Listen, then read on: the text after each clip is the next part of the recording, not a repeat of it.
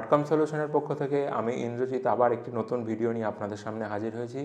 আজকে যে ল্যাপটপটি রিপেয়ার করে দেখাবো সেই ল্যাপটপটিতে ওয়াইফাই কার্ড ডিটেক্ট করছে না, অর্থাৎ ওয়্যারলেসের মাধ্যমে বা ওয়াইফাইয়ের মাধ্যমে সেই ল্যাপটপটিতে ইন্টারনেট ব্যবহার করা যাচ্ছে না।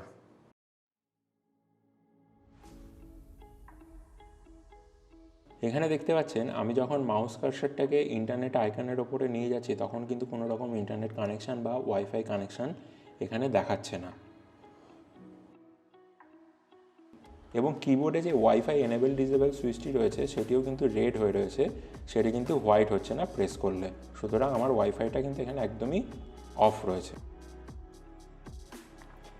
এই যে ওয়াইফাই কার্ডটা ডিটেক্ট করছে না, এই ডিটেক্ট না করাটা আমি প্রথমে চেক করলাম যে ওয়াইফাই কার্ডটা ঠিক আছে কিনা। তো অন্য ওয়াইফাই কার্ড আগেও দেখলাম যে ওটা কাজ করছে না। তো কার্ড লেভেলের যে সমস্ত দিকগুলো দেখার আছে সেগুলো দেখে নিয়েছি, কিন্তু ফল্ট সেখানে নেই। তো আলটিমেট যেটা বুঝতে পারলাম যে এটা মাদারবোর্ড থেকেই ফল্টটা তৈরি হয়েছে। তো মাদারবোর্ড অনেকক্ষণ ধরে চেক করার পরে যেটা দেখলাম যে তার আগে বলে নিই, এটা হচ্ছে আমাদের ওয়াইফাই কার্ড, ঠিক আছে, এটা হচ্ছে ওয়াইফাই কার্ড।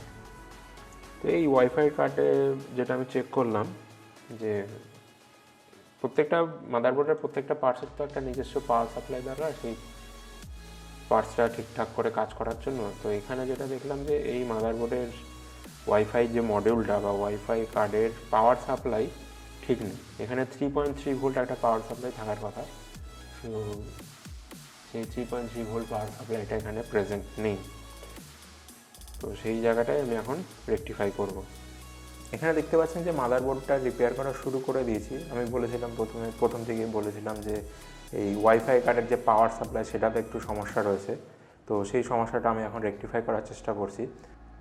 আপনারা জানেন যে ল্যাপটপের ক্ষেত্রে যে সমস্ত ইনপুট ডিভাইসগুলো রয়েছে, মানে যে ডিভাইসগুলো দিয়ে আমরা ল্যাপটপকে কোনো নির্দেশ দিই, যেমন ধরুন কিবোর্ড হয়ে গেল, মাউস হয়ে গেল, ফিঙ্গারপ্রিন্ট সেন্সর হয়ে গেল, এগুলো কিন্তু সবই হচ্ছে ল্যাপটপের ক্ষেত্রে ইনপুট ডিভাইস। আর ল্যাপটপের ক্ষেত্রে যে আউটপুট ডিভাইসগুলো হলো, মানে যেটার মাধ্যম দিয়ে আমরা ফলাফল বা রেজাল্ট আমরা জানতে পারি, আমরা যে ইনপুটগুলো দিচ্ছি তার এগেনস্টে যে ফলাফলগুলো আমরা জানতে পারি, সেগুলি হলো যেমন ধরুন ডিসপ্লে ইউনিট, স্পিকার, এগুলো হচ্ছে ল্যাপটপের বেসিক আউটপুট ডিভাইস। এই যে ল্যাপটপের নানা রকম ইনপুট ডিভাইস এবং আউটপুট ডিভাইসের মেলবন্ধন করাচ্ছে ল্যাপটপের যে হার্ডওয়্যারের যে পার্টসটি, সেই পার্টসের নাম কিন্তু হচ্ছে মাদারবোর্ড। এইবার ধরুন আপনাদের ক্ষেত্রে অনেক সময় হয় যে কিবোর্ডটা ম্যাল ফাংশন করছে, মানে কিবোর্ডের কোনো কি প্রেস হচ্ছে না বা অটোমেটিক প্রেস হয়ে যাচ্ছে এরকম, বা এ টিপছেন বি পড়ছে, সি টিপছেন কিন্তু ডি পড়ছে, এরকম অনেক সময় হয়ে থাকে। বা ধরুন যে টাচপ্যাডটা আমার ঠিকমতো কাজ করছে না, এরকম আপনারা নিশ্চয়ই ফেস করেছেন। তো বেসিক্যালি যখন কাস্টমার এই জিনিসগুলো ফেস করেন তখন কিন্তু ওনারা সরাসরি আমাদের এসে বলে দেন, দাদা আমার কিবোর্ডটা চেঞ্জ করে দিন বা আমার মাউস প্যাডটা চেঞ্জ করে দিন, এরকম নানা রকমের নির্দেশ ওনারা দিয়ে থাকেন যখন ওনারা এরকম প্রবলেম ফেস করেন। অনেক সময় দেখা যায় কি যে এরকম যে ফল্ট হলো, সেই ফল্ট ধরুন কিবোর্ডটা কাজ করছে না, কোনো কিবোর্ডের কোনো কি কাজ করছে না বা বেশ কয়েকটা কি কাজ করছে না, এরকম সময় অনেক সময় হয় যে কিবোর্ডটা চেঞ্জ করে দিলেও সেই সমস্যার সমাধান হচ্ছে না। তার কারণ কিন্তু মনে রাখতে হবে যে মাদারবোর্ড।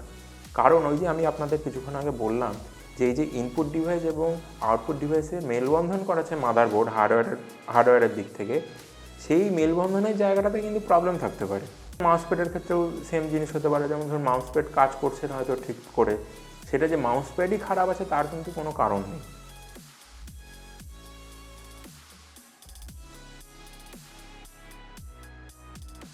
এই কথাগুলো আমার বলার বিষয় একটাই, এইটা কাস্টমারকে বা যে ইউজার যিনি ল্যাপটপ ব্যবহার করছেন তাকে জানানো যে আপনার যখন কোনো আউটপুট ডিভাইস বা ডিসপ্লে মনে হচ্ছে খারাপ হয়েছে, বা ডিসপ্লে থেকে কোনো প্রবলেম হচ্ছে, বা স্পিকার থেকে কোনো প্রবলেম হচ্ছে, বা ইনপুট ডিভাইস কিবোর্ড থেকে কোনো প্রবলেম হচ্ছে, টাচপ্যাড থেকে কোনো প্রবলেম হচ্ছে, এইগুলো যে সব সময় যে শুধুমাত্র সেইগুলোরই প্রবলেম তা নাও হতে পারে, সেটা কিন্তু মাদারবোর্ড থেকেও সেই প্রবলেমগুলো হতে পারে।